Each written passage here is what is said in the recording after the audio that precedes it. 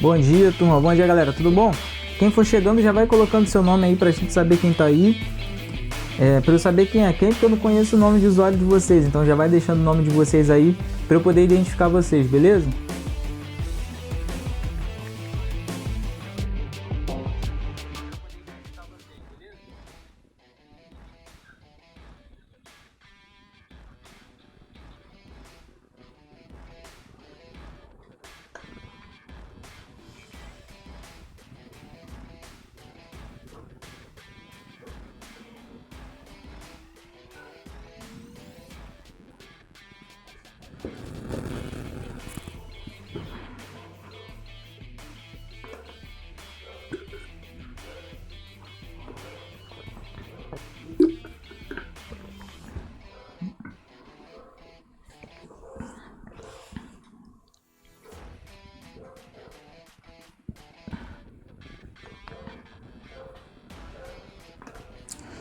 Então vamos ver quem tá aí. Já chegou o Rafael, Iago, Isabela, Arthur Teixeira, Ingrid, Maiara, Carolina, Gustavo, Isabela, já falei Isabela, Ingrid, já falei Ingrid e o Ibson. Beleza. Tá faltando gente, hein? O pessoal tá dormindo, hein? O povo tá demorando a acordar demais aí. Mas vamos lá, pessoal, eu tô gravando aqui o vídeo também, além de transmitir, que aí quando a gente terminar a live, eu vou colocar ele lá no canal do colégio, vai ficar lá disponível para quem não conseguiu ver agora e quem quiser assistir novamente, beleza? Então aquele mesmo esquema, conforme eu for falando, você tiver alguma dúvida, coloca aí nos comentários a sua dúvida para eu responder aqui de imediato. E interage aí, tá, gente? Não me deixa falando aqui sozinho não, senão eu me sinto maluco falando sozinho. Meu computador bugou aqui, meu celular bugou aqui.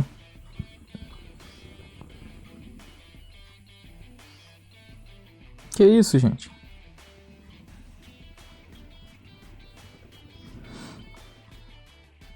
Então é isso, galera. Vai colocando sua dúvida aí no comentário para eu poder responder conforme a gente continuar, conforme a gente der seguimento aqui na aula. Tudo certo? Não sei se vocês viram, antes da gente começar, teve o lançamento do foguete. Do foguete da SpaceX junto com a NASA, que aconteceu essa semana, né? Vocês viram? Depois é legal a gente conversar um pouquinho sobre isso. Se vocês assistiram, né? Se vocês viram alguma coisa, se vocês estão sabendo de alguma coisa. Deixa eu achar aqui o vídeo para eu ler os comentários de vocês. Me fala aí se a música tá muito alta. Vocês estão achando a música muito alta, que eu já abaixo um pouquinho aqui.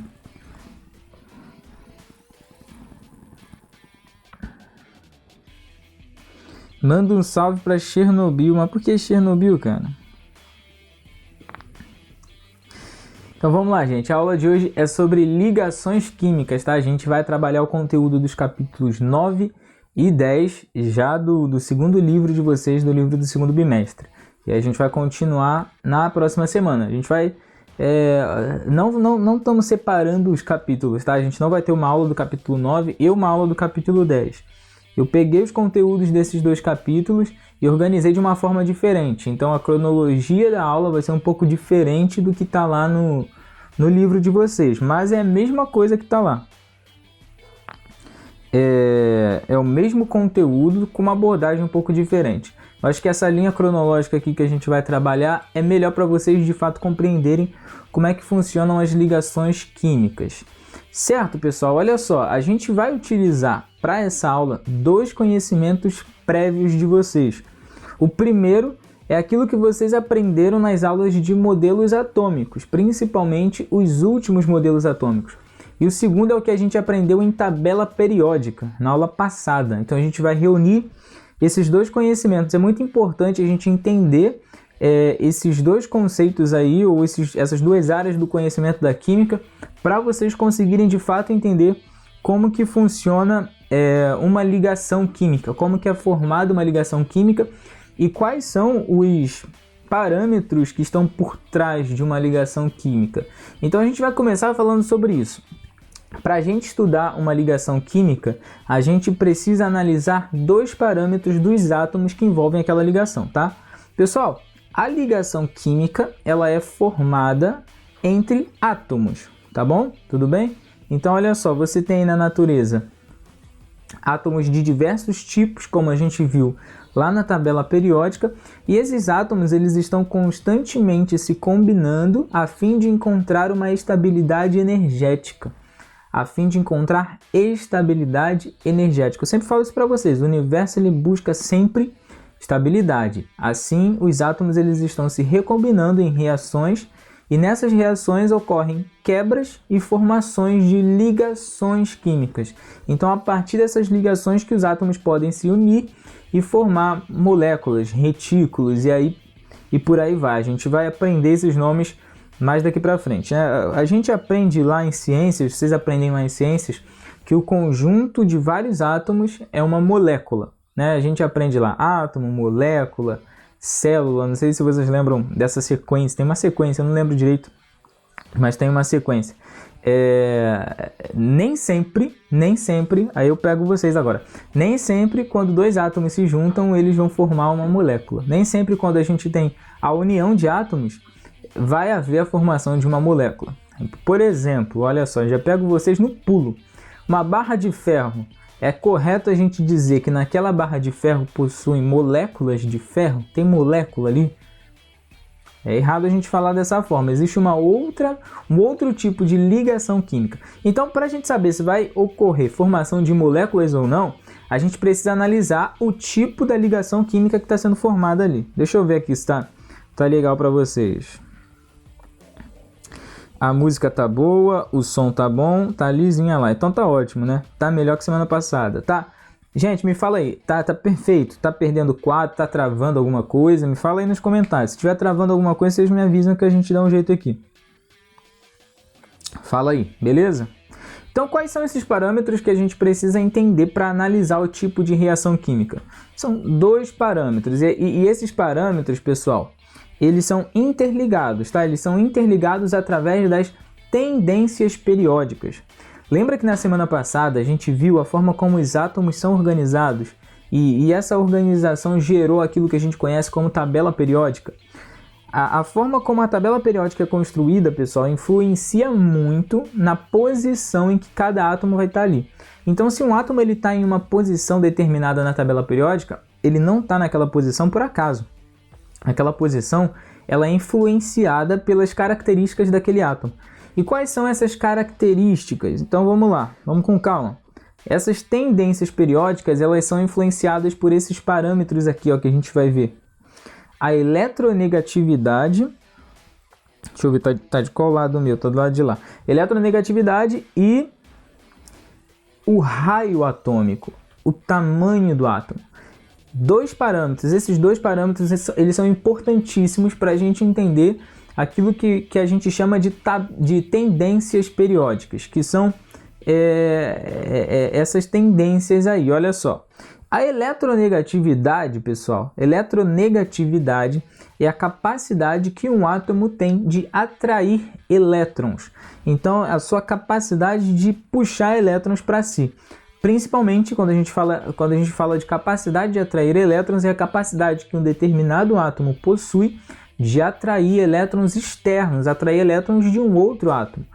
Lembra que a gente está falando de ligações químicas? Eu falei agora há pouco que uma ligação química ela é formada para obter estabilidade energética. E aonde que fica a energia dos átomos? Como que os átomos eles trocam de energia para alcançar essa estabilidade energética? Através dos elétrons, através do compartilhamento de elétrons. Então, vamos supor que um átomo ele esteja com baixo nível energético para estar dentro do padrão de estabilidade dele. Ele vai buscar mais elétrons para manter aquela sua estabilidade. Mesma coisa acontece no contrário, né? Então, eletronegatividade e raio atômico são duas tendências periódicas. Elas estão implícitas na tabela periódica. E olha só, eletronegatividade, capacidade que um átomo possui de atrair elétrons. Até aí tudo bem, gente? Quem chegou aqui agora que estava lavando a louça? Quem é você, cara, que estava lavando a louça aqui? Não, pelo menos tava fazendo alguma coisa boa, alguma coisa útil, né? Tá certo, não tem problema não. Quem é que tava lavando a louça? Diga seu nome, revele-se.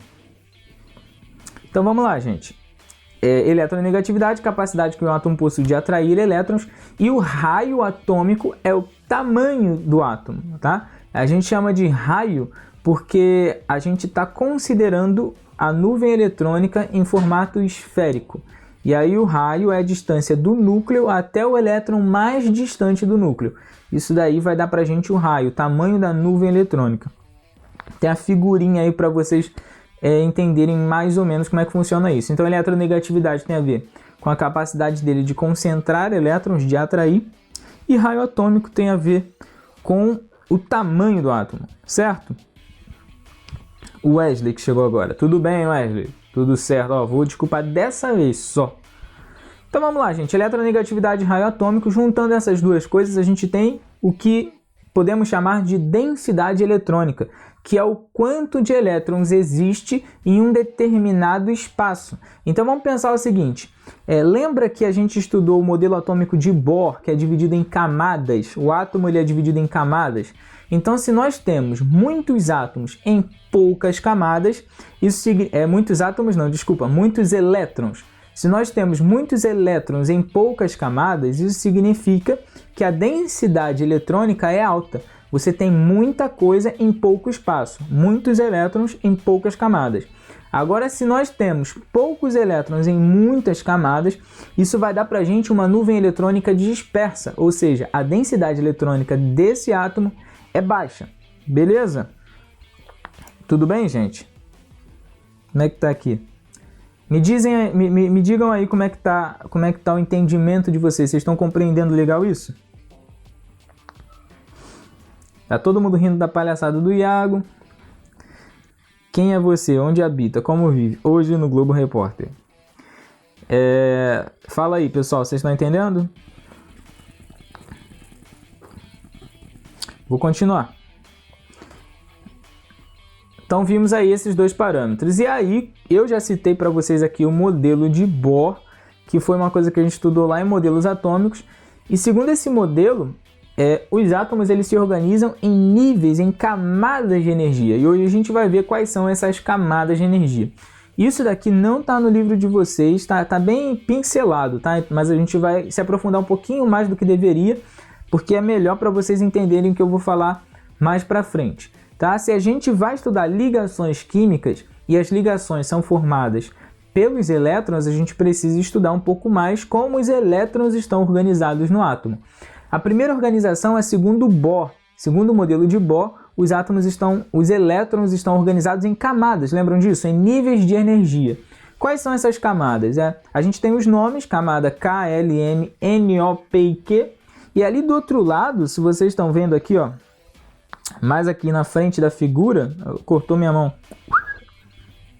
fiquei sem braço, mas ali na frente da figura, vocês estão vendo alguns numerozinhos ali, ó, de dentro para fora, ó, 2, 8, 18, 32, 32, 18 e 8.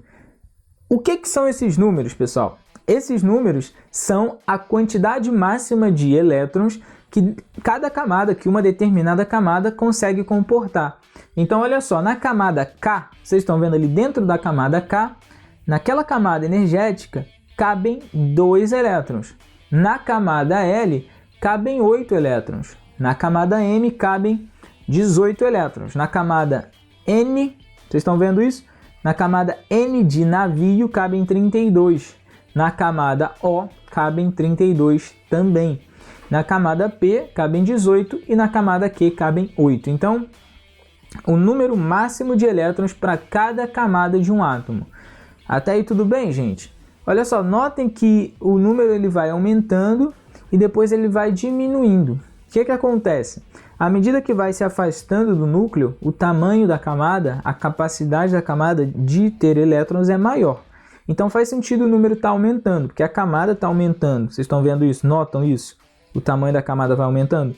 Só que depois ele vai diminuindo, ó, vai 18 e 8. Isso acontece porque já está muito longe do núcleo. E o núcleo ele não tem mais uma força tão grande para poder manter uma quantidade grande, uma quantidade razoável de átomos ali ao redor naquela camada ali, mesmo sendo ela muito grande. Então, mesmo sendo a camada muito grande, por ela estar muito distante do núcleo, é ele quem mantém os elétrons ali, né? O núcleo que é positivo atrai os elétrons, mantém ali. Só que se você está muito longe dele, a força de atração vai ser mais baixa, tá? A carga nuclear vai ser mais fraca em relação àqueles elétrons mais distantes. Tudo bem, gente? Então, vamos continuando, vamos dar prosseguimento. Olha só, existe uma outra forma de nós organizarmos as camadas ao invés de utilizar essas letras bonitas aí. A gente pode utilizar esses números, ó, a camada K é a camada 1, depois 2, 3, 4, 5, 6, até a camada 7, que é a camada Q. Esses números são conhecidos como números quânticos principais. Então, quando você vai localizar um elétron, você utiliza os números quânticos. E aí o primeiro número quântico é o número quântico principal, que é o número quântico que indica para a gente a camada, o nível energético em que esse elétron se encontra. Tudo bem, pessoal? Então, daí vem o número quântico. Daí a gente começa a estudar essa ideia de números quânticos, que é algo que você escuta muito falar essa palavra aí, lá no filme do Homem-Formiga. Claro que existe muita coisa quântica, tá? Mas, daí vem o modelo atômico quântico. A gente começa a estudar isso daí. Vamos beber uma água, porque ninguém é de ferro.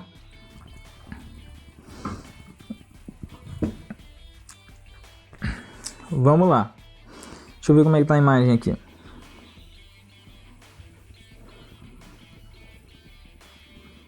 Não, tá todo mundo vendo o Homem-Formiga, cara. Não é alucinação, ó. Homem-Formiga... Cadê? Cadê o Homem-Formiga? O Homem-Formiga vai embora, o Homem-Formiga aparece. O Homem-Formiga vai embora, o Homem-Formiga aparece. Mas vamos lá.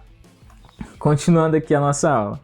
Agora vamos completar. O modelo atômico de Bohr a gente já conheceu. Vocês já viram, a gente já falou sobre isso. A gente viu quem era Bohr, a gente viu radioatividade. Vocês lembram? A gente viu os caras que estavam descobrindo a radioatividade, né? A gente viu isso tudo. Mas vamos completar. Olha só. No modelo de Bohr, a gente viu que os elétrons eles estão organizados em camadas. Mas vocês notaram que tem uma camada que possui 32 elétrons? Olha, é elétron pra caramba. Então o que acontece? Até mesmo dentro das camadas, os elétrons eles são subdivididos. Eles existem também, eles se organizam em subníveis de energia. Isso dentro de cada camada. E isso daí foi uma ideia trazida por Sommerfeld. É um novo modelo atômico aí, se a gente pode dizer assim. Hoje em dia a gente estuda isso tudo junto, né? Rutherford, Bohr, Sommerfeld, vocês vão ver isso até no ensino médio, tudo contraído, mas são momentos diferentes da ciência, descobertas diferentes. Então, dentro de cada nível de energia tem o subnível de energia, uma subdivisão, uma divisão interna, tá? E olha só, em cada subnível de energia, pessoal, também tem uma capacidade máxima de elétrons. Você não pode colocar quantos elétrons quiser, até porque a gente não coloca elétron em nada, né? Mas você não pode colocar quantos elétrons quiser dentro de um subnível de energia. Cada um tem uma capacidade máxima. E aí, por estudos energéticos, descobriu-se isso daí, olha só. Existem 4 subníveis diferentes aos quais a ciência deu o nome de S, P, D e F. E dentro de cada um desses subníveis existe uma quantidade máxima de elétrons. Então no subnível S cabem 2 elétrons, no subnível P cabem 6 elétrons, no subnível D cabem 10 e no subnível F cabem 14. Juntando essas duas informações dos níveis de energia e dos subníveis de energia, a gente consegue montar o diagrama de energia, o diagrama de Linus-Pauling, que é uma coisa que vocês não estudam no 9º ano, mas a nível de curiosidade, a nível de informação que é importante, eu vou falar sobre isso na semana que vem. Então na semana que vem a gente vai aprender a montar esse diagrama de energia utilizando essas duas informações. Até aí foi, gente? Até aí tudo bem? O que vocês estão achando disso? Então esses subníveis eles existem dentro de cada nível. Vamos supor o seguinte, pessoal, olha só.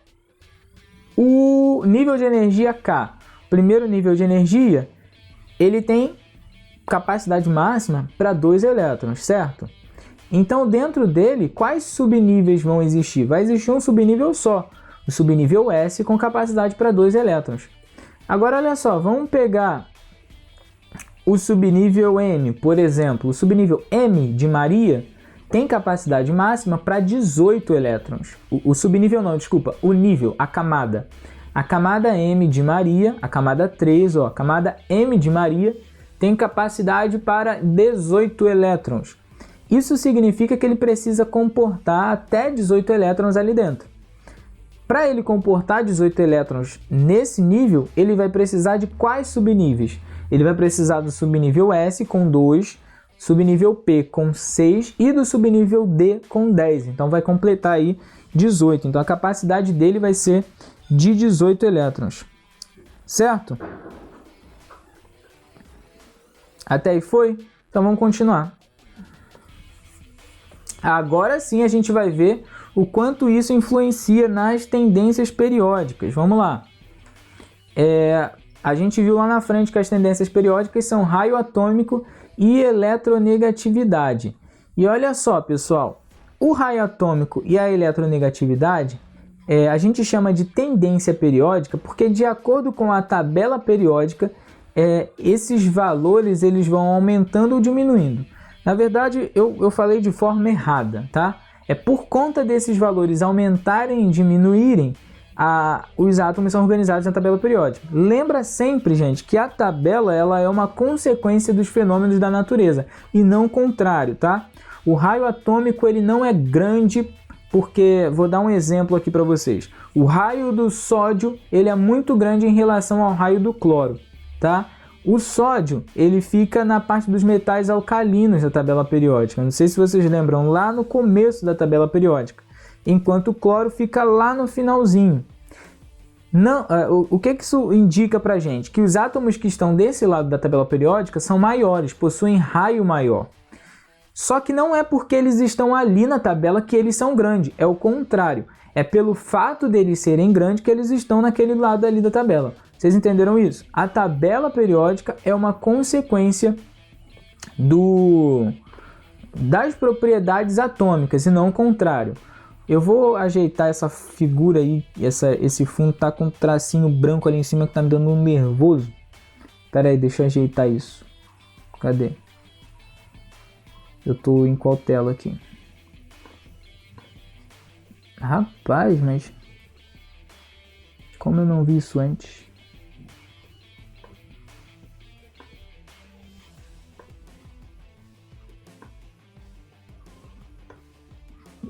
Pior que todos eles estão a partir daqui, né? Não, nem todos. Ufa. Mas vamos lá, vamos continuar a aula. Pronto, já dei um jeito no meu toque. Vamos continuar a aula.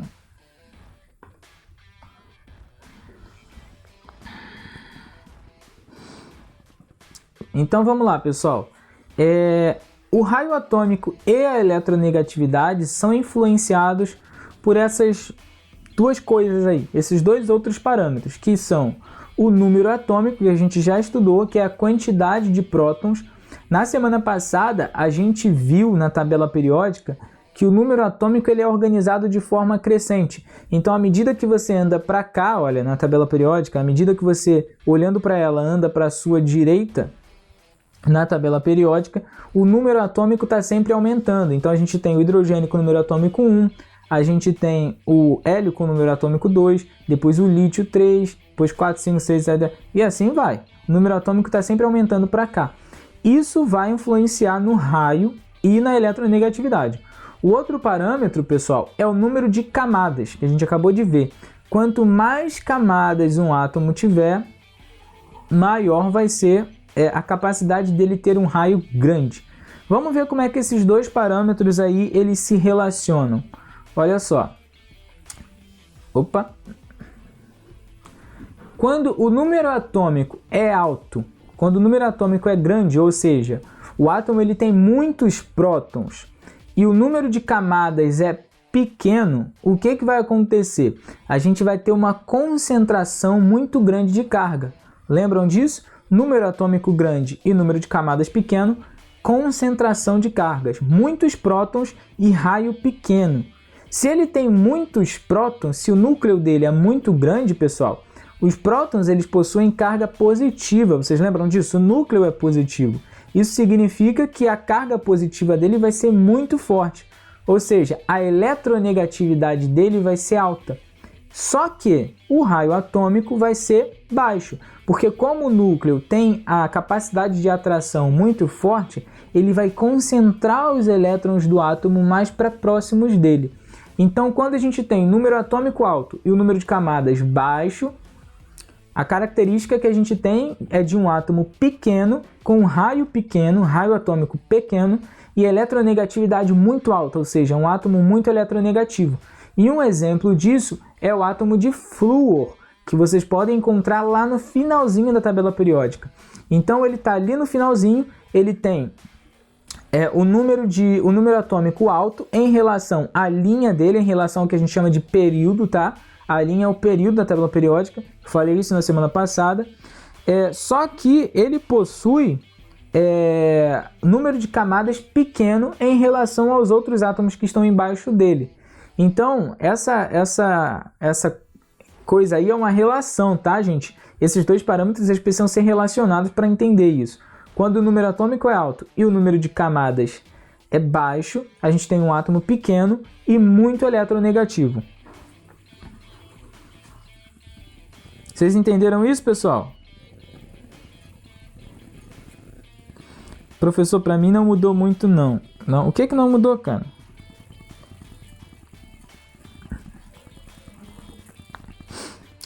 Vou continuar. E o que acontece aí se a gente tem o contrário? Vamos ver. Quando o número atômico é baixo, ou seja, o núcleo é pequeno, mas o número de camadas é alto, olha só, tá vendo que a gente mudou aí, ó? Houve uma inversão nessa relação. Nesse caso, o que vai acontecer? É sempre uma relação entre os dois, tá, pessoal? O número atômico ele vai ser pequeno, ou seja, o núcleo vai ser pequeno em relação ao número de camadas. Então, a gente tem um núcleo relativamente fraco para a quantidade de camadas que aquele átomo possui. Isso significa que os elétrons eles vão ficar mais dispersos, porque o núcleo é fraco e tem muita camada, tem muito lugar para os elétrons ficarem, e a capacidade de atração para concentrar os elétrons ali é baixa, é fraca.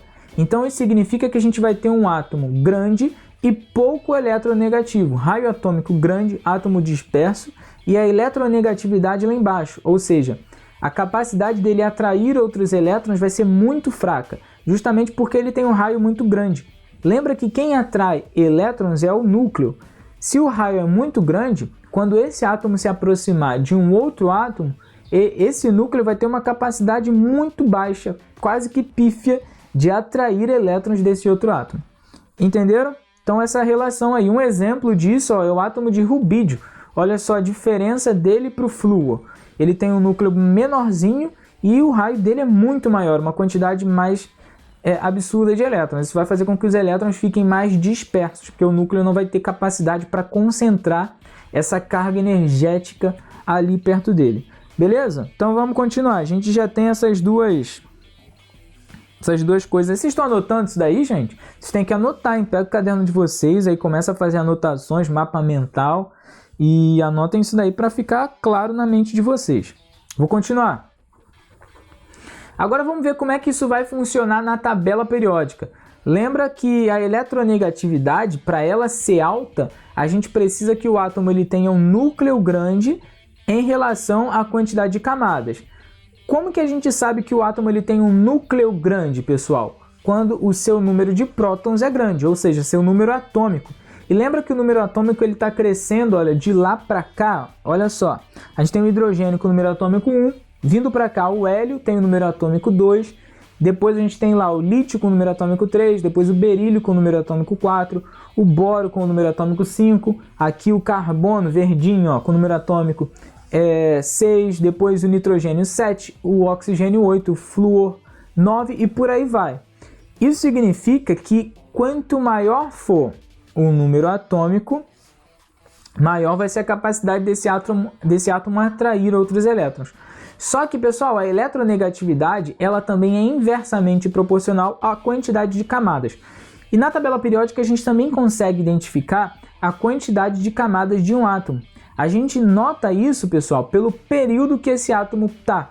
Então, o que é o período? Na tabela periódica, o período é a linha, são as linhas da tabela. Olha só, se um átomo está lá no começo, nas primeiras linhas da tabela periódica, ele tem poucas camadas. Presta atenção, se o átomo está no primeiro período, por exemplo, o hidrogênio, ele está lá na primeira linha, no primeiro período. Isso significa, pessoal, que ele possui apenas uma camada de energia.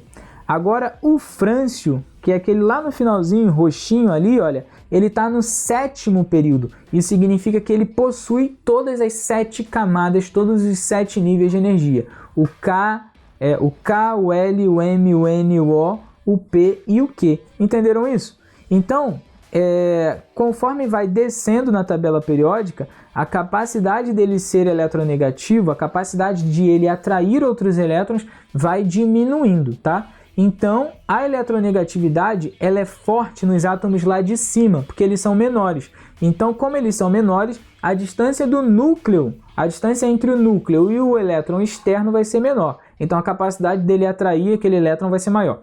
Vamos lá, então. A eletronegatividade ela cresce conforme você diminui o número de camadas, ou seja, para cima na tabela periódica, e conforme você aumenta a quantidade de prótons, ou seja, para o seu lado direito aí da tabela periódica, vindo para cá, né, o meu lado esquerdo, o seu lado direito. Vocês entenderam isso, pessoal? Então, organizando essas informações que a gente viu, a gente consegue enxergar essa tendência periódica da eletronegatividade, ou seja, como a eletronegatividade tende a crescer observando na tabela periódica. Agora, o raio atômico é o contrário disso daí, é inversamente proporcional a isso. Vamos ver como é que ele funciona. O raio atômico, agora vamos pela lógica, pessoal. Em relação ao número de camadas de um átomo, ele vai ser diretamente proporcional, certo? Quanto mais camadas você tiver em um átomo, maior é a capacidade dos elétrons se dispersarem, ou seja, ficarem dispersos, ficarem com um raio grande, formarem um raio grande.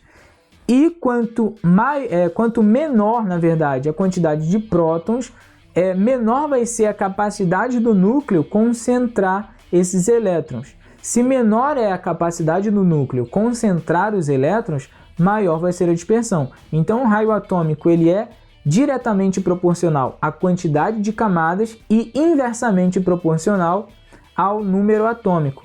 Então, olha só, quanto maior o número de camadas, maior vai ser o raio atômico. E quanto menor a quantidade de prótons, maior será o raio atômico. Então, a tendência do raio atômico é crescer vindo para cá na tabela periódica. Tá vendo? Olha, para a sua esquerda e para baixo. E a tendência da eletronegatividade é completamente o oposto disso. É para cima e para a direita. Para cima e para a sua direita, né? Para a minha esquerda. O negócio fica difícil aqui. Mas entenderam isso, pessoal? Vamos revisar. Ó. A tendência da eletronegatividade para cima, né? Quanto mais para cima está um átomo na tabela periódica, significa que ele é mais eletronegativo. E para o lado de cá, para a sua direita. Quanto mais à direita da tabela periódica ele está, mais eletronegativo ele é. E o raio atômico é o contrário. Quanto mais para baixo e mais à esquerda está um átomo, maior é o seu raio, tá? Maior vai ser o raio atômico desse átomo. Duas tendências. Então, agora sim a gente pode começar a falar de ligações químicas. Se a gente já entendeu as características de um átomo, deixa eu ver quanto tempo a gente tem aqui de live já. 34 minutos, tá bom. Pessoal, vamos lá. Onde eu parei? Esqueci. Se a gente já compreendeu as características de um átomo, essas principais aí, essas duas, a gente já consegue estudar melhor como esses átomos vão se ligar. Então, a característica da ligação química vai ser influenciada por isso daí. Vamos ver.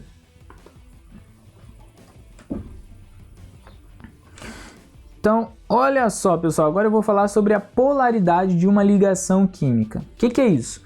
Lembra que eu falei que existem átomos que são mais eletronegativos e outros que são menos eletronegativos?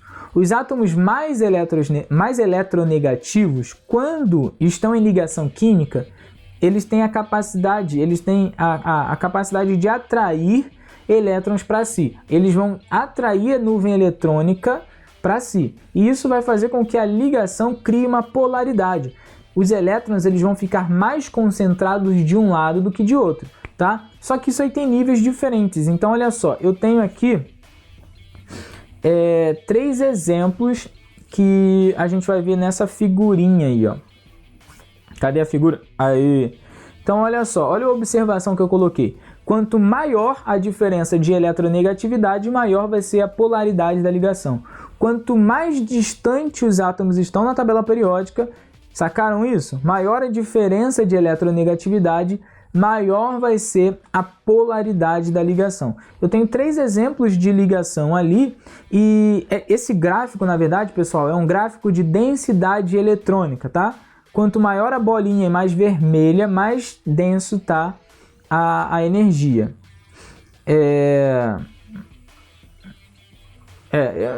É mais fácil, eu vou ser bem sincero para vocês agora. É mais fácil a gente inverter isso daí para vocês entenderem melhor, tá? Eu vou explicar. Então, olha só, vamos lá, pessoal. No primeiro exemplo, notem que a gente tem 2 átomos de flúor, tá formando gás flúor, F2. Estão vendo ali embaixo? F2. Então a gente tem 2 átomos de flúor. Quando os 2 átomos eles são idênticos, existe diferença de eletronegatividade? Não. Vocês sacaram isso? Vocês estão acompanhando, pessoal? Vocês estão tendo dúvidas? Me contem aí nos comentários. Vamos dar uma respirada aqui para tirar dúvidas. Vocês estão tendo dúvida?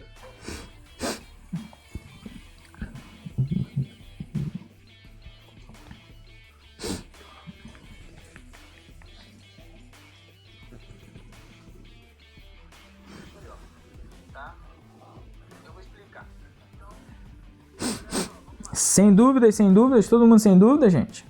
Olha. Vou repetir, Rafael. Vou repetir esse finalzinho, essa última parte aqui. Vou falar com bastante calma. Então, olha só, a gente vai estudar agora a polaridade da ligação. Porque essa polaridade, a gente estuda a polaridade lá em ciências também, vocês lembram? Polo negativo, polo positivo. Essa polaridade, ela está relacionada com a diferença de eletronegatividade entre os átomos que estão na ligação química.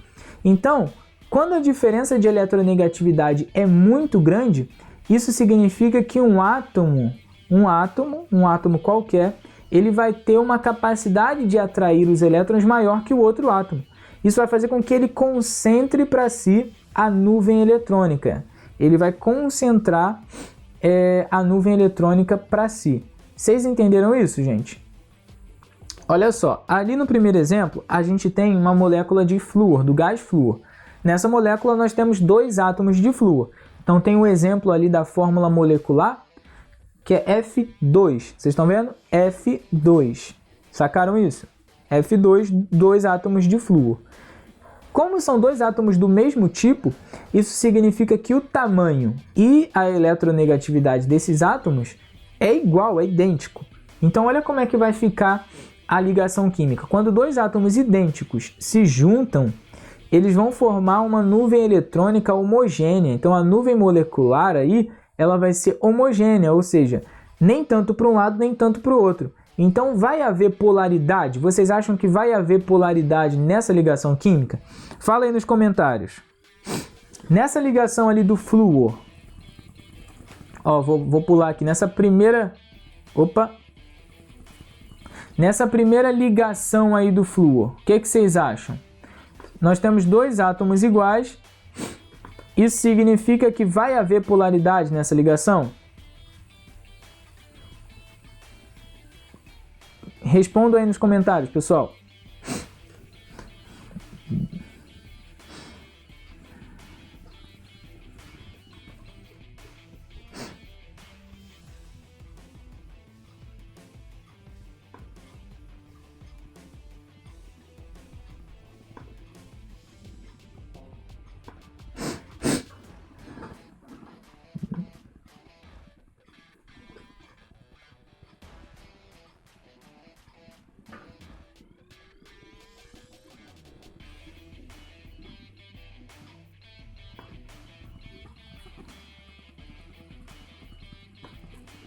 Todo mundo aí respondendo que acha que não. Vocês estão certos. Nessa primeira ligação ali, a gente tem uma ligação que a gente chama de ligação covalente apolar. Nesse tipo de ligação, pessoal, os dois átomos eles são iguais. Então, isso significa que ela vai ser apolar, não vai ter nenhum polo. A nuvem eletrônica não vai se distorcer nem para um lado, nem para outro lado. Ela vai ser homogênea, tá?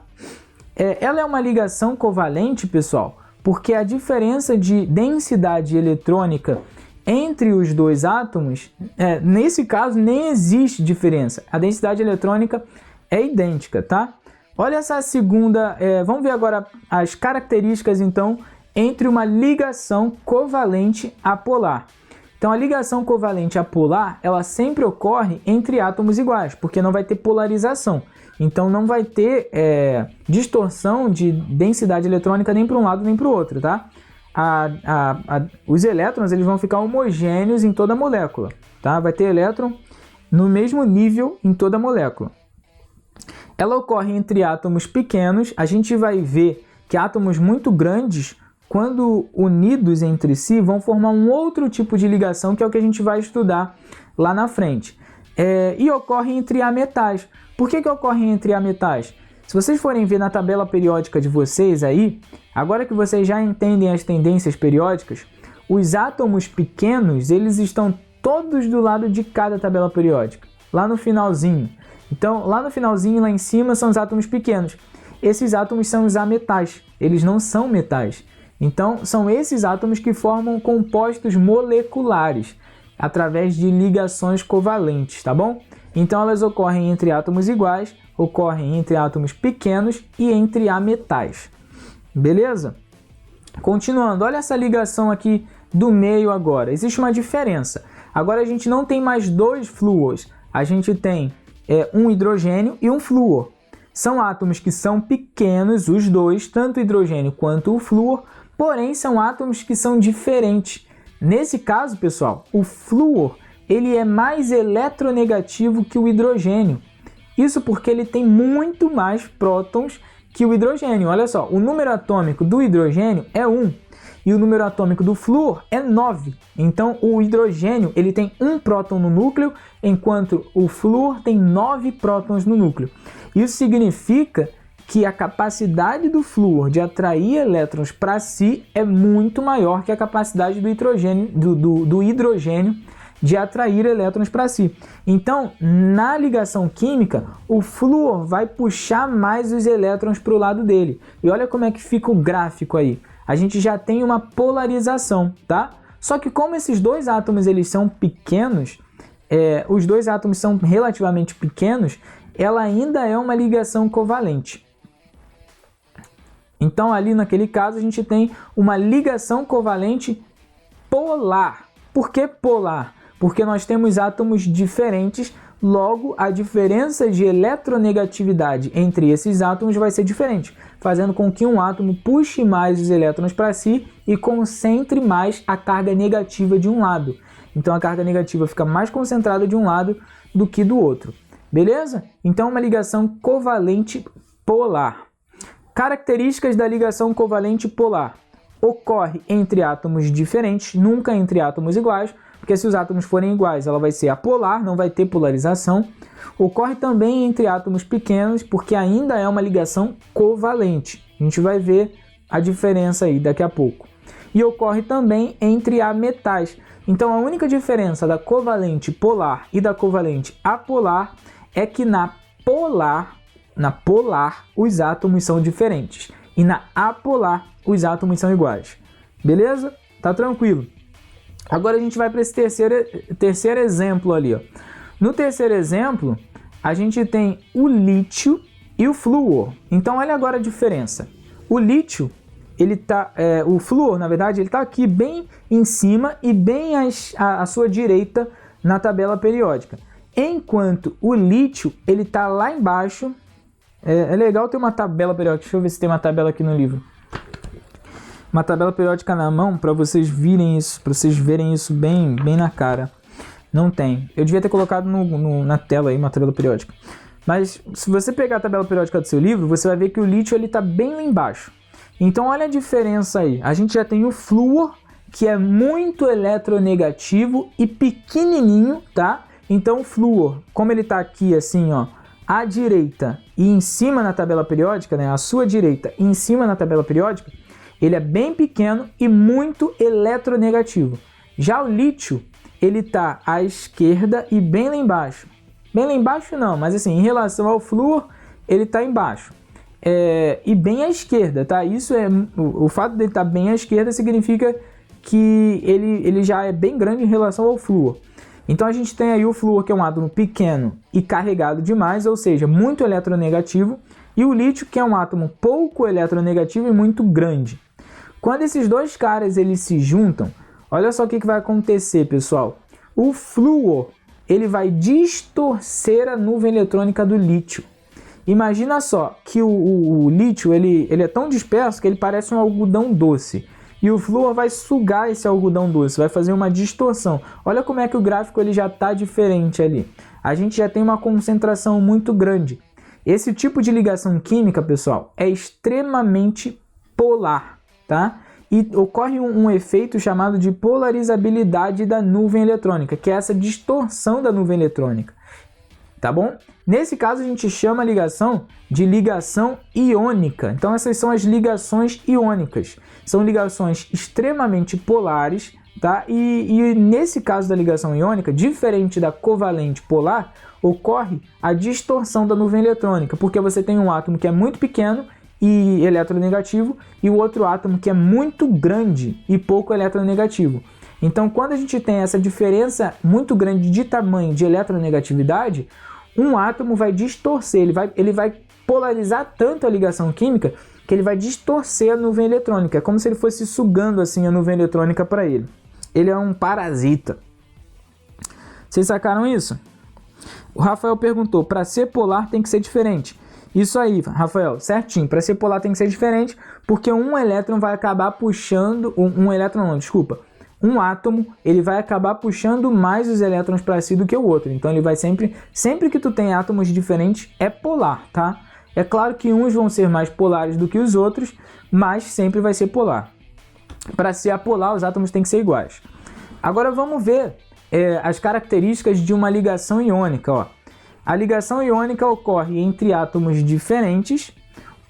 Nesse caso, diferente da ligação covalente, tem que ser entre um átomo muito grande e outro muito pequeno. Por conta disso, pessoal, olhando na tabela periódica, os átomos muito grandes geralmente são os metais e os átomos muito pequenos são os ametais. É por isso que a gente costuma dizer que uma ligação iônica ocorre entre um metal e um ametal. Isso não é uma regra que você tem que decorar, é só você enxergar na tabela periódica. Você tem um átomo pequeno e muito eletronegativo, geralmente é um ametal. E o outro átomo, que é grande e pouco eletronegativo, é certo que vai ser um metal. Então a gente tem aí essa tendência de que ligações iônicas sempre ocorrem entre metal e ametal. E as ligações iônicas, elas são sempre polares. Isso é óbvio, né? São ligações extremamente polares, diferente das ligações covalentes polares. Então esses são os três tipos de ligações químicas. Pessoal, lembra que a gente viu aqui agora as ligações, vamos lá. Vamos resumir aqui. Covalente apolar ocorre entre átomos iguais, ocorre entre átomos pequenos e sempre entre ametais, beleza? Ligações covalentes polares ocorrem entre átomos diferentes, porque são polares, entre átomos pequenos, porque são covalentes, e entre átomos metais. E entre ametais, entre átomos metais, olha só. E ocorrem entre ametais. Continuando, as ligações iônicas,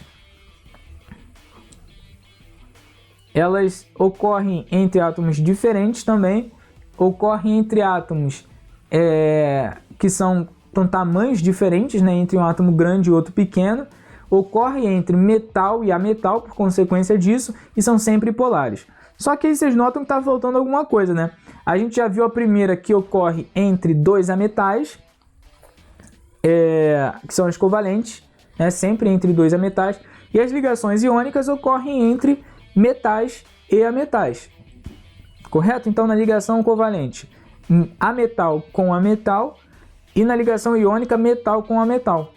E quando a gente tem dois metais, como é que forma isso daí? Então, essa é a grande questão que vai ficar para a próxima aula. Na semana que vem, a gente vai dar seguimento a isso daí, estudando as ligações metálicas, que é um outro tipo de ligação química formada apenas por átomos metálicos. Então, quando a gente enxerga um metal que tem propriedades brilhantes, boa condutividade elétrica, boa condutividade térmica, isso tudo é influência dessa característica das ligações metálicas, que é o que a gente vai continuar na aula que vem. Na semana que vem, então, a gente vai estudar as ligações metálicas. Dúvidas, pessoal? Me contem aí. A gente tem um tempinho aqui para tirar dúvida agora.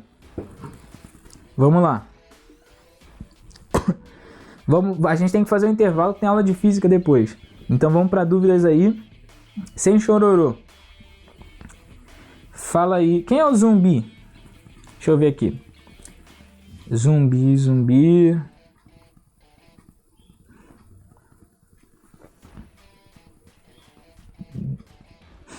Zumbi, quem é tu? Quem és tu, zumbi?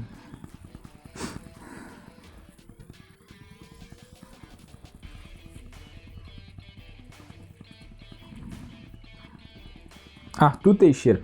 Vamos lá, pessoal. Fala pra mim aí. Quais são as dúvidas?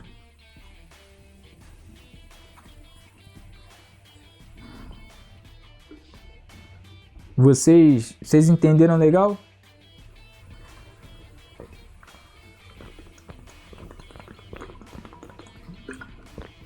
Então, vamos pro intervalo, tá? Vou fechar aqui a live. Depois a gente vai pra física. Vou abrir outra live pra gente dar entrada aí na matéria de física. Vocês estão falando, estão sem dúvida, hein? Eu vou confiar nisso daí, hein? Vocês entenderam tudo? Legal? Então 10 para vocês. Até daqui a pouco, galera. Daqui a pouco a gente volta com a aula de física. Até mais. Abraço. Vamos lanchar agora.